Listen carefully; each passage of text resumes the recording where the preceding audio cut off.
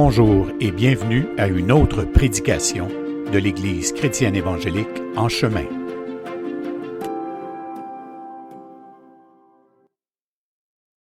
Donc aujourd'hui, on est le 19 novembre, séance 101. J'en reviens pas de m'être rendu à 100 séances. La semaine passée, j'ai dit 10 fois dans la prédication. Mais non, effectivement, séance 101 de la lettre de Paul aux Romains.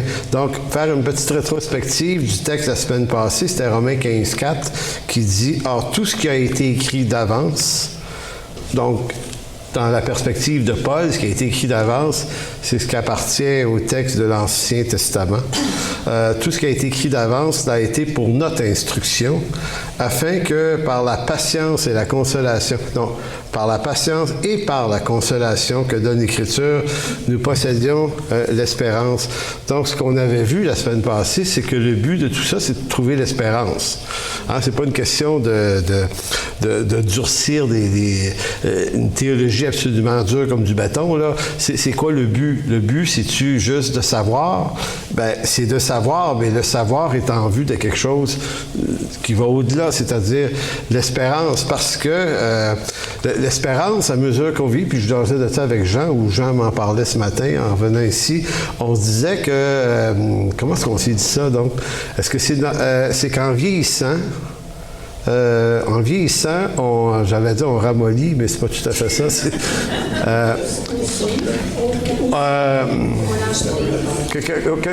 comment on s'est dit ça? Là? On dit un peu qu'en vieillissant, on augmente l'appréhension, on est moins sûr. Oui, c'est ça. On a peur de l'obstacle beaucoup plus que quand on est jeune.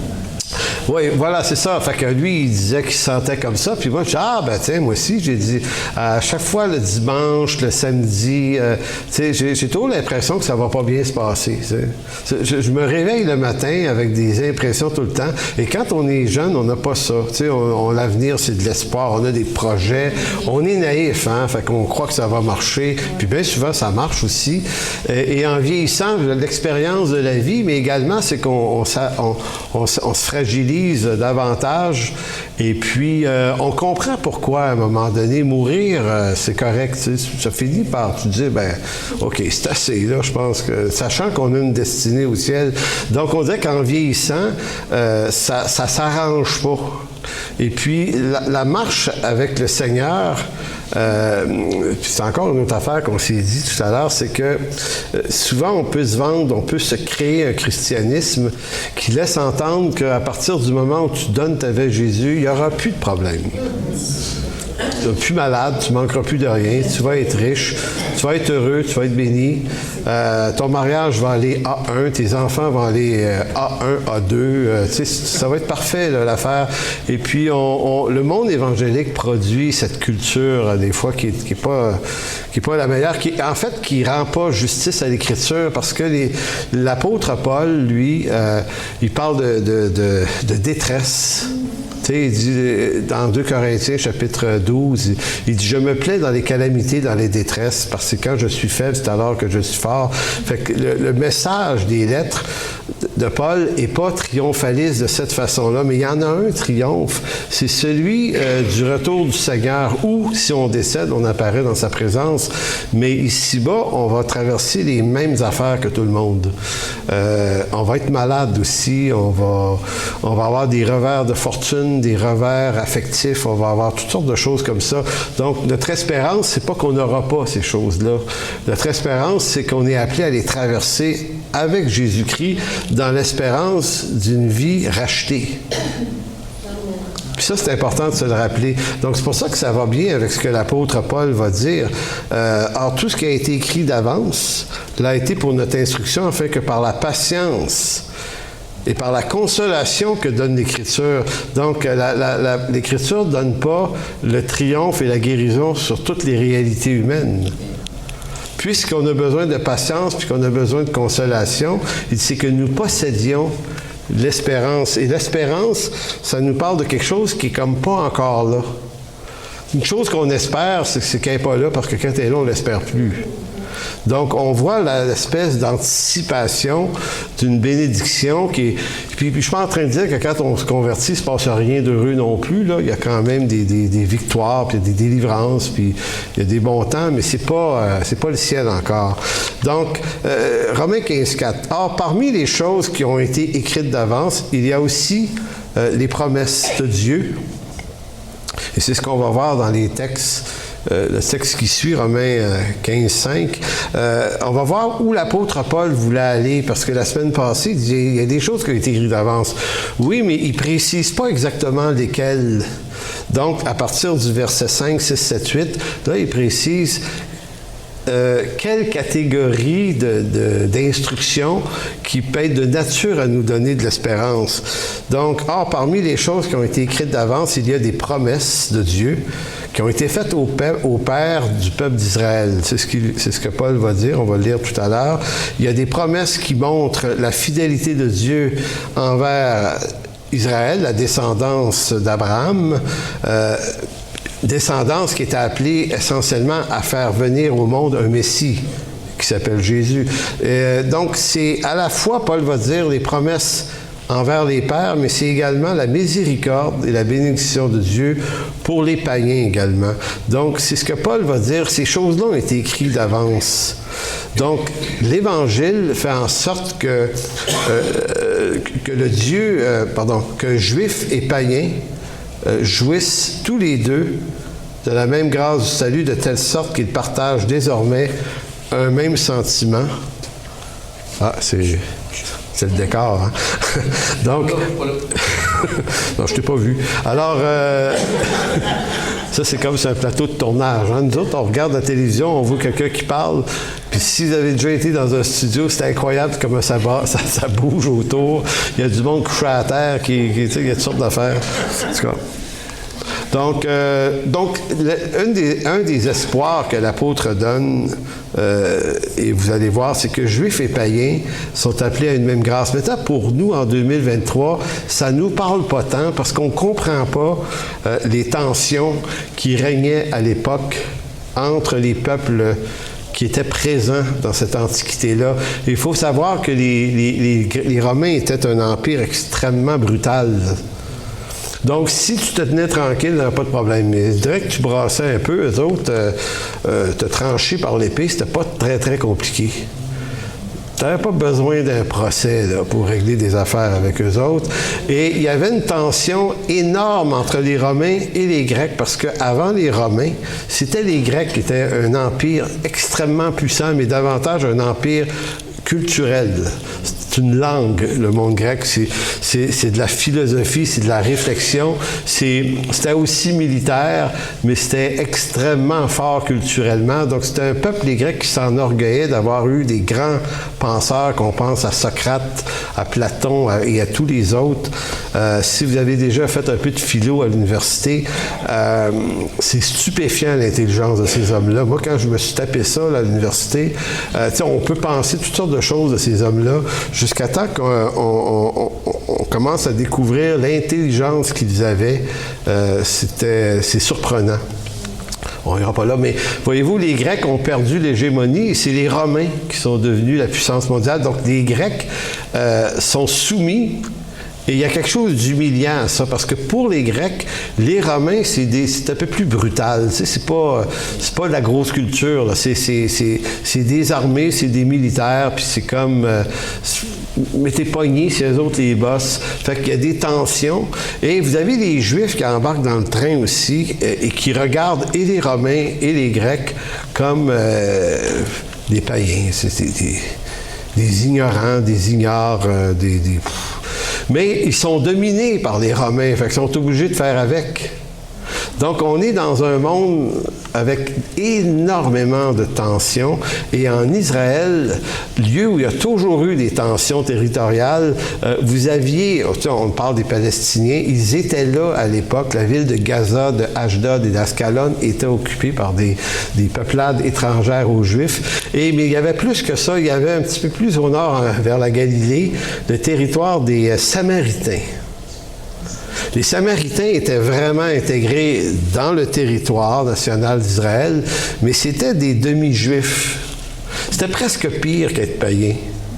Tu sais, un païen, tu te dis, c'est un ignorant, il ne sait pas.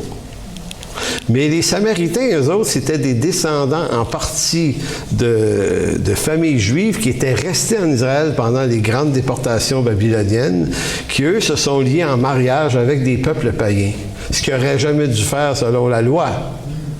Donc, quand un Juif regarde un Samaritain, c'est comme s'il dit, toi, là, t'es comme une moitié d'affaires, tu sais. T'es pas vraiment un Juif, mais un peu, puis t'es pas vraiment un païen, mais un peu. Donc, on a deux raisons de pas t'aimer. Donc, on entend que les docteurs de la loi et les pharisiens, lorsqu'ils voyageaient du lac de Tibériade à Jérusalem, ont dit qu'ils contournaient le territoire de la Galilée. Ils ne traversaient pas, ils ne passaient pas par là. Tu sais, c'était un territoire méprisant, misérable. Les Samaritains, c'est des égarés profonds. Donc, je vous dresse un peu le climat. Et il y aurait plein d'autres choses à dire sur ce monde-là. Mais c'est ça qui se passe. Donc, quand l'apôtre Paul nous parle des promesses de Dieu faites au Père, et qui rajoute aussi que dans les promesses de Dieu faites au Père, il y avait le Dieu de miséricorde aussi pour les païens. Nous, ça nous dit, super, on est bien content, mais quand tu disais ça à un Juif à l'époque, tu pouvais recevoir une roche en arrière de la tête. Parce que dans l'esprit des Juifs purs et durs, Dieu n'est que le Dieu des descendants d'Abraham. Il n'y a pas de salut imaginable pour les païens. C'est des perdus. Donc, eux ont interprété les promesses et la loi comme étant un bienfait que pour eux. Et Jésus-Christ a déconstruit cette affaire-là et Paul est rentré dans le crack, puis lui, il l'a achevé complètement. D'ailleurs, quand on voit pourquoi Paul était toujours en danger de mort, surtout quand il allait en Israël, vous voyez ça dans Actes 21, 22, 23, quand Paul débarque à Jérusalem, ils veulent le tuer, là. Il y en a même qui font un vœu de ne rien manger tant que Paul ne serait pas mis à mort. Tu te dis, mais pourquoi ils l'haïssent autant? Parce que dans leur esprit, eux, il est en train de pervertir la pureté du message en l'annonçant des païens. C'est comme... Comprenez-vous pourquoi nous, ça ne nous parle plus, ça? Mais si on veut comprendre le texte, il faut retourner puis de se faire une tête sur comment ces gens-là pensent face aux païens. Donc,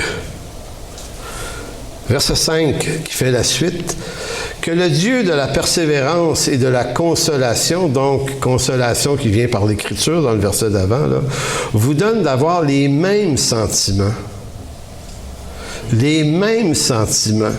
Les uns envers les autres, selon Jésus-Christ, afin que tous ensemble, d'une seule bouche, tu sais, d'une seule bouche, je veux dire, ceux qui parlent disent la même chose. Vous glorifiez le Dieu et Père de notre Seigneur Jésus-Christ.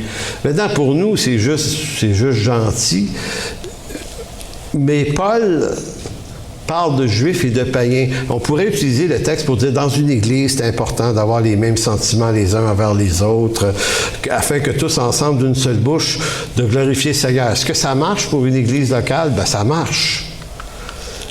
Mais ici, c'est pas à l'église locale que Paul s'adresse. Donc, le mot sentiment, phronéo, veut dire avoir une même compréhension, une même émotion, être d'un même parti, mais, en tout cas, je regardais des commentaires bibliques grecs qui parlent d'avoir de la modestie dans son rapport à l'autre, être modeste. Donc, ça veut dire de ne pas être condescendant et supérieur. Donc, phronéo. Et le mot bouche, c'est juste l'organe de la communication, finalement. Donc, avoir une même bouche. Donc, l'unité n'est pas que dans le renoncement, ce qui nous divise ici, mais dans la connaissance du Christ par qui nous formons un seul corps, une même famille. Donc, s'il y a division dans le monde de l'Antiquité, en Jésus-Christ, il y a une unité qui est produite par lui et non pas par nous. Quand Jésus va dire, dans Jean 17, la prière au Père dit qu'il soit un, certains ont pensé qu'il fallait produire l'unité en question. J'ai entendu ça souvent. Frère, il faut être un parce que le Seigneur nous demande d'être un, puis là, on n'est pas un, il faut être un. Mais la prière de Jésus, elle ne demande pas à l'homme d'être un. Elle affirme au Père qu'en lui, nous sommes un. Un avec le Christ et en Christ, un avec le Père. Donc, c'est une unité déjà accomplie. Maintenant, ça se peut qu'on se divise pour des raisons qui appartiennent à notre humanité, mais notre unité dans le Christ et l'unité entre Grecs, Juifs, païens, et tout, elle est déjà le produit fini de l'œuvre de Jésus-Christ. Donc, c'est dans le contexte de Romains 15, l'expression « tous ensemble », afin qu'il dit « tous ensemble », ne se réfère pas aux membres d'une même assemblée ici, dans ce contexte, donc l'Église locale, mais plutôt à l'unité entre des entités ethniques historiquement incompatibles, juifs et païens. Souvenons-nous que dans le monde juif, ça je l'ai dit tout à l'heure, donc, mais en Christ, l'unité est produite parce que les deux, juifs et païens, participent maintenant aux mêmes promesses faites par le Père.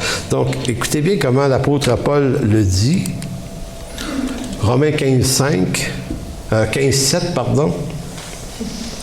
Et là, il va dire, après avoir dit tous ensemble, d'une même bouche, on glorifie le Seigneur, verset 7, « Accueillez-vous donc les uns les autres comme Christ vous a accueillis pour la gloire de Dieu. Je dis en effet que Christ a été serviteur des circoncis, les Juifs, pour prouver la véracité de Dieu en confirmant les promesses faites au Père, tandis que les païens glorifient Dieu à cause de la miséricorde, selon qu'il est écrit, c'est pourquoi je te louerai parmi les nations. Et je chanterai à la gloire de ton nom. » Et il dit encore, « Nation, réjouissez-vous avec son peuple. » Vous voyez vous voyez que, bon, pour les peuples païens, on se dit, cool, d'accord, pas de problème avec ça. On va aller lui serrer la main, les Juifs. Puis là, tu vas leur serrer la main, mais eux autres, ils ne veulent pas. Le message de Paul est un message qui appartient à l'Ancien Testament. Paul est en train de citer que des textes de l'Ancien Testament. Donc, il est en train de dire, je ne l'invente pas, ce message-là, il était là. Donc, louez le Seigneur, vous toutes les nations, célébrez-le, vous tous les peuples. Ésaïe dit aussi, il sortira d'Ésaïe un rejeton qui se lèvera pour régner sur les nations espéreront en lui. Paul aurait pu continuer en disant, dans Genèse 12, Dieu allait bénir la descendance d'Abraham, mais il allait aussi bénir les nations par le germe d'Abraham ou d'Ésaïe, qui est le Christ, qui est le sauveur de l'humanité. Donc, vous comprenez qu'est-ce qui coinçait à l'époque. Pourquoi Jésus a-t-il été crucifié? C'est pour à peu près les mêmes raisons. On voit ça dans l'Évangile de Jean et on va voir ça à partir de cet hiver quand on va commencer une étude textuelle du livre de Jean, que Jésus, j'allais dire provoquer, il ne provoque rien, il fait juste affirmer l'Écriture en disant que ce n'est pas ceux qui sont de la descendance d'Abraham, qui sont fils d'Abraham, c'est ceux qui ont la foi d'Abraham. Dans Jean 8, vous savez ce qu'ils ont fait quand il a dit ça, Paul? Pas Paul, mais Jésus. Ils ont pris des roches et ont voulu les lapider. Moi, quand j'étais jeune dans la foi, j'étais là, ils sont donc bien fragiles. Il leur a rien dit de grave.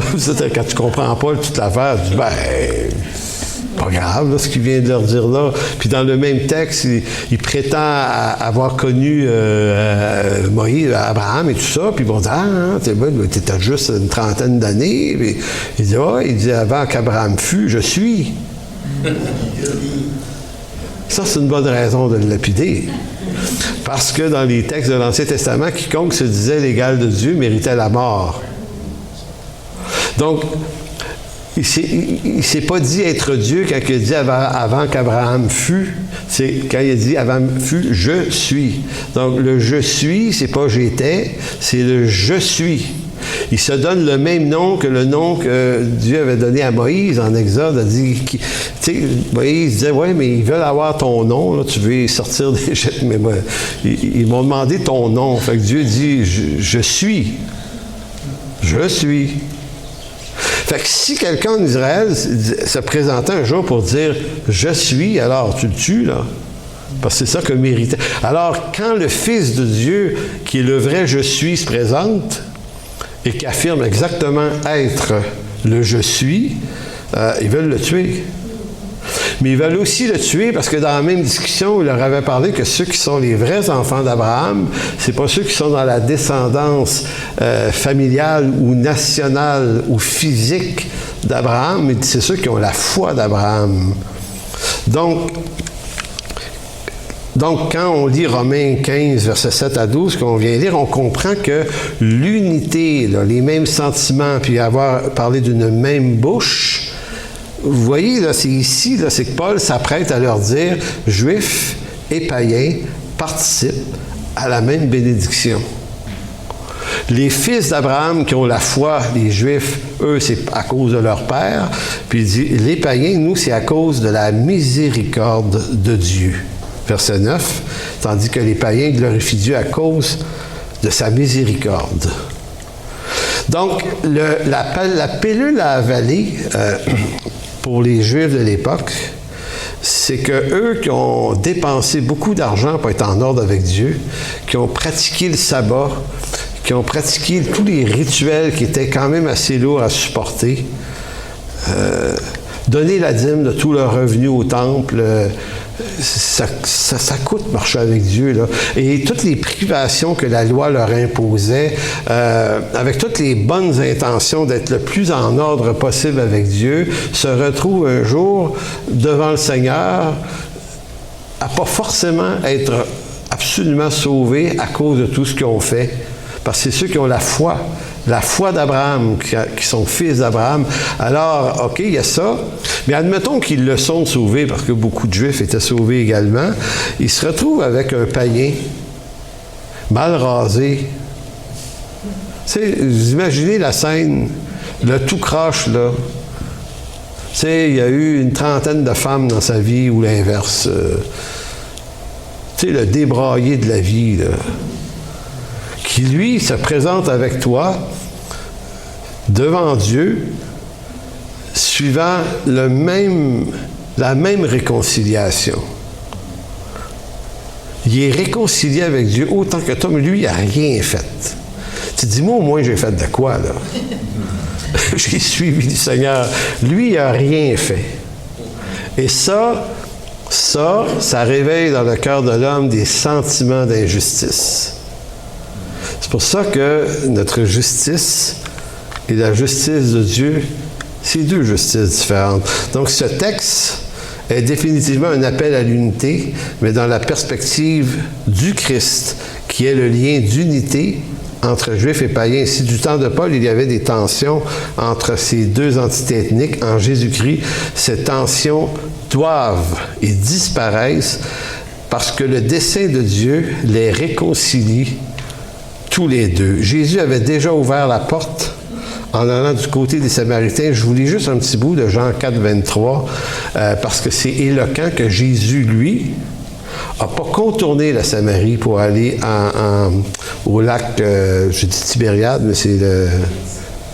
C'est quoi la région déjà? Samarie. La Galilée, oui, merci, Paul. Lui, il dit, on va passer à travers. Fait que, tu sais, on sent les apôtres avoir une petite... c'est pas habitué d'aller là. C'est comme traverser la noirceur, traverser les ténèbres, traverser le territoire de ceux qu'on n'aime pas, puis ils nous aiment pas bien non plus. Et là, il rencontre cette femme qui a eu 5 maris. J'aime ça raconter l'histoire de cette femme-là. C'est une des histoires les plus pittoresques de l'Écriture. Jésus s'adresse à une femme. C'est d'abord une anormalité. Puis cette femme-là, elle a 3 prises out contre elle. Tu sais, au baseball, au bout de 3 prises, t'es retiré. D'abord, c'est une femme, dans le contexte, première prise. Deuxième prise, elle a eu 5 maris. 5 maris? Donc 5 divorces. Deuxième prise. Et la troisième prise, c'est elle vit en concubinage avec le... Puis, faut pas juger, ça justifie rien. Hein? On va dire, ouais, mais elle, Dieu l'a accepté. Dieu transforme les vies quand même. Mais l'idée, c'est que c'est comme ça qu'il la trouve. Donc, elle a tout contre elle. C'est une Samaritaine, en plus. En fait, elle a 4 prises, même, on pourrait dire ça. Tellement que les apôtres, quand ils voient Jésus jaser avec elle au puits de Jacob, ils sont un petit brin mal à l'aise. C'est comme, oh, dans quel trou il va encore nous mettre aujourd'hui, là, lui, le Seigneur. C'est dangereux de suivre le Seigneur, hein, quand même. Ça brassait des fois, ça. Il semble une petite journée tranquille aujourd'hui. Ça n'a pas été mauvais. Mais pas tout le temps. Donc, mais ce que je veux faire remarquer, et je lis le texte, verset 23, Jean 4, 23. Il y a toute une discussion avec elle, et ça aboutit à la déclaration suivante. Mais l'heure vient, et elle est déjà venue, que les vrais adorateurs adoreront le Père en esprit et en vérité, car ce sont là les adorateurs que le Père demande. Dieu est esprit, et il faut que ceux qui l'adorent en esprit et en vérité. Alors la femme lui dit, « Je sais que le Messie doit venir, celui que l'on appelle le Christ. Quand il sera venu, il nous annoncera toutes choses. » Et Jésus lui dit, « Je le suis, moi qui te parle. » Je le suis, moi qui te parle. Qu'est-ce qu'il y a de particulier dans cette discussion-là? Parce que cette discussion-là, elle vient après qu'il dit à cette femme-là, tu as eu 5 maris, celui avec qui tu n'es pas ton mari. Puis là, il dit, si je vois que tu es prophète, tu sais, c'est quand même pas rien, là. Qu'est-ce qu'il y a de particulier dans ce texte-là, au-delà du fait que ça se passe en Samarie? C'est que c'est pas supposé d'être là que les plus grandes bénédictions devraient être dites. Signe que Dieu destinait le message de l'Évangile aux païens et notamment aux Samaritains, Jésus annonce à cette femme 2 vérités parmi les plus importantes de l'Évangile. Des choses qu'il lui annonce à elle n'ont jamais presque été dit aussi clairement aux docteurs de la loi et aux pharisiens en Israël, ceux qui, on pourrait dire, c'était des nouvelles extraordinaires, Jésus va les dire aux plus importants de la place. La première chose d'assez phénoménale qu'il mentionne à cette femme-là, c'est le mode d'adoration. Les Samaritains adoraient au Carmel, dans un temple qui avait été déconstruit d'ailleurs par les Juifs, parce que les Juifs ne toléraient pas que les Samaritains se soient construits un temple, parce que les Samaritains ne suivaient pas toute l'Écriture, mais seulement les 5 premiers livres, la Torah. Ils connaissaient très, très bien la Torah, mais ils rejetaient la lignée davidique. Pour eux, le Messie n'allait pas venir de David. Je ne sais pas par où ils l'attendaient, mais ils rejetaient l'idée que ce serait la lignée de David, donc de la Judée. Donc, il était un contentieux avec eux. Donc, ils s'étaient bâtis un temple, eux, où ils ont offert des sacrifices au Carmel. Ils se sont inventés une lignée de prêtres, ils se sont organisés quelque chose. Puis, à un moment donné, bien avant que Jésus vienne, dans des tensions qu'il y a eu, les Juifs ont déconstruit ce temple en disant que c'était une abomination, cette affaire-là. Et voyez-vous, donc, Jésus dit, ça sera pas ici. Vous adorez au Carmel, mais ça ne sera pas là. Mais ça ne sera pas non plus à Jérusalem. Écoutez, c'est énorme, dire une affaire de même. Parce que pour un Juif, il faut que ça se passe à Jérusalem. C'est encore aujourd'hui, là. Il faut que ça se passe là. Je dis non, on change de paradigme, on change d'alliance. Dans la nouvelle alliance, c'est en esprit et en vérité. Adorer, ici, ne veut pas dire chanter des cantiques. Parce que c'est comme ça qu'on l'entend. Adorer, là, c'est autant en hébreu qu'en grec, c'est plutôt un mot qui fait référence à rendre un culte à Dieu. Donc, comment on rencontre Dieu? Où est-ce qu'on le rencontre? Comment on le rencontre? Avec quel rituel on le rencontre? Donc, il dit, vous dites Carmel, les Juifs disent que c'est à Jérusalem, dans le temple. Jésus dit, l'heure vient où ça sera ni ici ni là-bas. Les vrais adorateurs vont adorer Dieu en esprit et en vérité. Esprit, nouvelle naissance, c'est une naissance de l'esprit. Et en vérité, est un mot qui pourra probablement, dans le discours de Jean, s'applique à la personne du Christ lui-même, puisque en Jean 14, qui est celui qu'on appelle la vérité et la vie? C'est Jésus, je suis la vérité. Donc, c'est pour montrer que c'est pas juste j'ai une connaissance de la vérité où je me sens rempli de l'esprit tout à coup aujourd'hui, ça adore mieux dans ce temps-là. C'est pas en rapport avec la louange ici, c'est en rapport avec la rencontre avec Dieu. On n'aura plus besoin de temple fait de mains d'hommes. On va adorer Dieu en esprit, en vérité. On va être une habitation de l'esprit, littéralement. Christ nous habite également. Vous remarquerez les deux entités. Donc, ça, écoutez, faut réaliser qu'il a dit ça à une femme 5 fois divorcée et en concubinage. C'est stupéfiant, non? Seigneur, c'est tellement puissant comme nouveauté. Va dire ça à Jérusalem, va dire ça à ceux qui sont capables de comprendre de quoi on parle. Jérémie, c'est en rapport avec la nouvelle alliance de Jérémie 31, tout ça. Donc, c'est à elle qu'il le dit. Fait qu'il faut le remarquer. La deuxième chose qui est phénoménale dans le texte, que Jésus mentionne à cette femme-là, c'est quoi l'autre énorme vérité? Quelqu'un peut me la dire? Je suis. Je le suis, moi qui te parle. Le Messie. On dirait qu'il y en a d'autres qui essayent d'y demander ça, puis il n'est jamais aussi clair et net que ça. À elle, il dit, je le suis. Je suis là. Le Messie qui doit venir. Hey, écoutez, la femme a flippé bien raide. Elle est partie à la course. Elle est allée raconter ça aux gens du village. C'est la beauté de l'Évangile, ça. C'est vraiment la beauté de l'Évangile. C'est que c'est pas un docteur de la loi, un érudit, qui a entendu ça, c'est cette femme-là. Puis quand elle est rentrée dans son village, en Samarie, on ne lira pas le reste, mais il est écrit qu'on l'imagine un peu comme si elle est rentrée un peu euphorique. Puis elle dit à tout le monde du village, « Venez voir celui qui m'a dit tout ce que j'ai fait. » Mais qu'est-ce qu'il avait dit? Il avait dit qu'elle avait échoué 5 fois. Et là, c'est comme si l'espèce d'effet Jésus sur sa vie à elle, c'est que elle est comme libérée d'une honte, et elle est capable de dire, écoutez, il me l'a tellement dit, tout ce que j'ai fait, toutes mes erreurs, mes échecs, c'est extraordinaire, il faut que vous l'entendez. Écoutez, c'est quand même très, très, très intéressant, cette histoire-là. Maintenant, est-ce que c'était prévu dans l'Ancien Testament que Dieu parlerait à des païens de ce genre de richesse-là? Est-ce que c'était prévisible? Oui. Ésaïe 65, 1. Et là, c'est fantastique de dire ça. Il dit, « J'ai exaucé ceux qui ne me demandaient rien. Je me suis laissé trouver par ceux qui ne me cherchaient pas.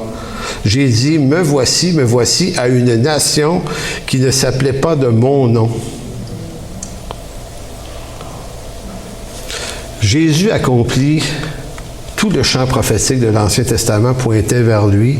Et même ce genre de détails-là était déjà écrit dans les textes de l'Ancien Testament et même dans la loi de Moïse, en Deutéronome 32, verset 21.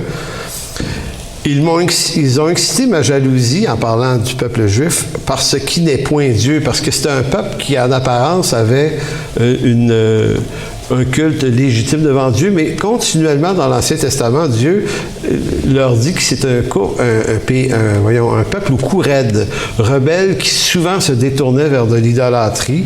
On voit ça dans le livre, dans l'histoire d'Élisée, dans 1 Roi 18-19, dans ce coin-là. Donc, c'était aussi un problème qu'ils avaient. Ils ont excité ma jalousie par ce qui n'est point Dieu. Ils m'ont hérité par leurs vaines idoles, et moi, j'exciterai leur jalousie par ce qui n'est point un peuple. Je les hériterai par une nation insensée. Je ne sais pas si c'est spécifiquement en rapport avec les Samaritains qui étaient particulièrement vus de cette façon-là par les Juifs, mais de toute façon, Dieu a sauvé plein d'autres peuples païens.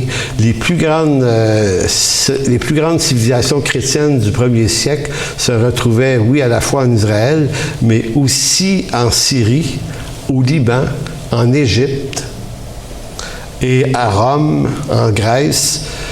L'Évangile a fleuri surtout en dehors d'Israël, malheureusement peut-être. Donc, ce qui est au cœur de tous les textes qu'on vient de lire, c'est l'intention suprême de Dieu de réunir en un seul corps juifs et païens. Éphésiens 2,14, l'apôtre Paul a dit « Car il est notre paix, lui qui des deux, juifs, païens, n'en a fait qu'un seul, et qui a renversé le mur de séparation, l'inimitié ayant anéanti dans sa chair, par sa chair, la loi et les ordonnances dans ses prescriptions, afin de créer en lui-même, avec les deux, juifs et païens, un seul homme nouveau, en établissant la paix. » Comme je vous dis, pour nous, ça sonne bien aujourd'hui. À l'époque, quand un juif lisait ce genre d'affaires-là, il disait « Paul, c'est un gars dangereux. Il veut nous unifier avec des païens. » Si en cette humanité, Dieu unit en son Fils des hommes de toutes les nations, de tout peuple, de toute langue et de toute couleur de peau, c'est en vue de créer autre chose, une nouvelle humanité, un nouvel homme qui ne sera ni juif ni grec. Et ça, on voit ça dans Galates chapitre 3, un texte tellement important, verset 26. Car vous êtes tous fils de Dieu par la foi en Jésus-Christ, vous tous qui avez été baptisés en Christ, vous avez revêtu Christ. Il n'y a plus ni juif ni grec. Pourtant, c'est des juifs et des grecs et des païens qui sont sauvés, mais ce qu'il est en train de dire, c'est que en Jésus-Christ, spirituellement, pas humainement, on garde nos corps, on garde nos appartenances ethniques ici, là, quand même, on garde notre citoyenneté du pays dans lequel on vient, mais en Jésus-Christ, ces appartenances-là disparaissent. Et c'est à ça qu'on distingue un croyant, un chrétien qui comprend vraiment bien l'Évangile. C'est que toute forme de racisme doit être éradiquée de ses pensées. Il n'y a plus ni juif, ni grec, ni esclave, ni libre, ni homme, ni femme, car vous êtes tous un en Jésus-Christ. Vous n'êtes pas un par la tentative politique. C'est pas l'ONU qui va faire ça. Même ça s'appelle les Nations Unies. Ce n'est pas les Nations Unies qui vont unir l'homme à la manière du Christ. Il y a seulement Christ qui peut unir toutes les nations du peuple, du monde, quel qu'il soit. Et en lui, dans une éternité où ces appartenances-là vont disparaître pour former un seul peuple de Dieu, qui est appelé aussi l'homme nouveau. Verset 29, « Si vous êtes à Christ, vous êtes donc de la postérité d'Abraham, héritier selon la promesse. » Donc, tous autant que nous sommes de la race d'Abraham. Parce que c'est à lui que Dieu a fait les promesses. Mais autant que ça peut paraître qu'il les avait faites à un seul peuple, il les avait faites aussi par ce peuple à tous les autres.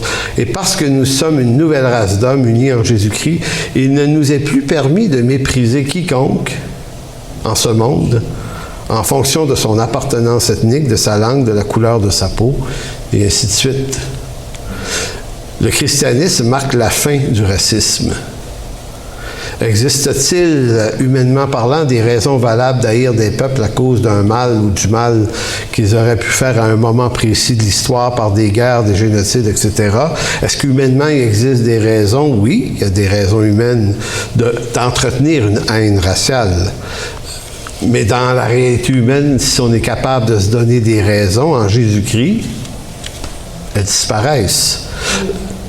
Le christianisme amène une nouvelle dynamique donnée qui, par le nom du Christ, ça doit être ça que j'ai voulu dire, le chrétien cesse de mépriser les autres peuples en dehors du sien. Cette valeur chrétienne porte en lui un fruit qui, même dans l'histoire des peuples chrétiens, a fait des choses assez intéressantes. Et je fais juste 3 minutes sur un événement qui a suivi la Deuxième Guerre mondiale. Les peuples européens, la France, l'Italie, l'Espagne, l'Angleterre, l'Allemagne aussi, je n'ai pas dit, mais ces peuples-là ont composé au Moyen Âge le christianisme de l'époque. C'était à la fois un catholicisme très dominant, mais il y a aussi le protestantisme, les luthériens à partir de 1517 et Calvin, tout plein d'autres, il n'y a pas juste eux autres. Était-il chrétien de la bonne façon? C'est pas ça le point ici. Le point, c'est qu'il y a une culture qui s'est imprégnée dans les peuples chrétiens d'Europe, et même américains aussi, qui fait que ces peuples-là ont parfois connu des guerres. Des guerres importantes. Les Américains puis les Britanniques, là, au 18e siècle, là, ça va pas bien, là. Les Américains, c'est des anciens Britanniques, mais qui veulent se séparer de la Grande-Bretagne, ça fait des guerres, ça. C'est une guerre qui s'est retrouvée jusqu'ici à Québec, les plaines d'Abraham en 1760. Donc, c'est des guerres qui sont très intenses. Mais ce qu'il y a de particulier avec les guerres entre les peuples chrétiens, même si elles sont parfois, jugeons-les inutiles, c'est que la restauration qui suit la fin des guerres est toujours intéressante chez les peuples chrétiens. Les Américains et les Britanniques sont rapidement redevenus des peuples amis. Saviez-vous ça? La France et l'Angleterre, il y a eu des guerres là, à la Renaissance également. Ils se sont battus pendant un bout de temps. Mais à un moment donné, quand la guerre était finie, ils recommencent des coopérations rapides. Pourquoi? C'est pas à cause qu'ils ont lu le texte ici et ont dit hey, Dieu veut qu'on fasse ça. C'est que c'est une culture, le christianisme, qui incite à rechercher la paix et la réconciliation. C'est très, très fort dans les mœurs des peuples chrétiens. Et plus les peuples chrétiens vont s'éloigner de la culture chrétienne, moins ils vont manifester cette forme de miséricorde. La Deuxième Guerre mondiale est probablement la plus éloquente. Elle se termine en 1945 avec un bilan finalement de 55 millions de morts, 6 ou 7 millions de Juifs d'ailleurs. C'est terrible cette histoire-là. Mais pas que. Beaucoup de Britanniques, de Français, et partout en Europe, et les Allemands, bien sûr. Écoutez, c'est un carnage qui fait que quand la guerre est finie, là, c'est Berlin, Paris, Londres, tu sais, les grandes villes sont à moitié déconstruites. Il s'est jeté des bombes sur ces villes-là, c'était effrayant. C'est la folie d'Adolf Hitler. Et là, tout à coup, la guerre a fini en 1945. 2 ans plus tard, les Américains vont sortir un plan qu'on appelle le plan Marshall, bien connu en sciences politiques. Et c'est un plan qui est imaginé par un général américain de l'armée qui s'appelle M. Marshall, qui lui a dit on a vaincu l'Allemagne, on a réussi à éteindre la folie d'Adolf Hitler, maintenant on va aider l'Allemagne à se relever.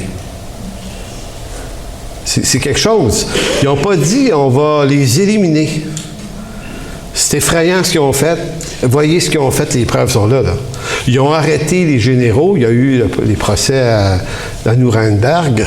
Évidemment, ils ont arrêté des coupables. Mais ils ont investi dans la reconstruction de l'Allemagne et également des autres pays. Je pense que c'est 14-15 milliards de dollars à l'époque, si je me souviens bien. Ce qui aujourd'hui est des peanuts, mais à l'époque, c'était énorme. Évidemment, les Américains avaient des intentions de business là-dedans. Il y a toujours ça, les Américains, là. Mais c'est quand même fascinant parce que quelques années après, France, Allemagne et Angleterre coopèrent dans toutes sortes de projets. Les amitiés reprennent. Ça n'a pas été facile pour certains, plus tough pour d'autres, c'est sûr. Mais à l'intérieur de 10, 12, 15 ans, ça va. On a concédé à l'Allemagne des Jeux olympiques dans les années 70. Écoutez, c'était pas longtemps là, après la guerre. On se dit qu'il ne faut plus écraser des peuples et les faire disparaître. Ce n'est pas l'Évangile, ça. L'Évangile inspiré aussi de l'apôtre Paul, c'est de s'accueillir les uns les autres sur le plan ethnique. Donc, l'unité des peuples ne se construit pas sur des intentions humaines et strictement politiques, mais sur une culture dressée par l'Écriture chez les peuples chrétiens. Et si c'est complètement imparfait, parce que quand on parle d'une culture chrétienne, ça ne signifie pas que tous ces gens-là sont des croyants, mais quand on parle d'une culture, on parle de quelque chose qui est dedans. Une culture, c'est une chose qu'on ne sent pas, mais c'est là.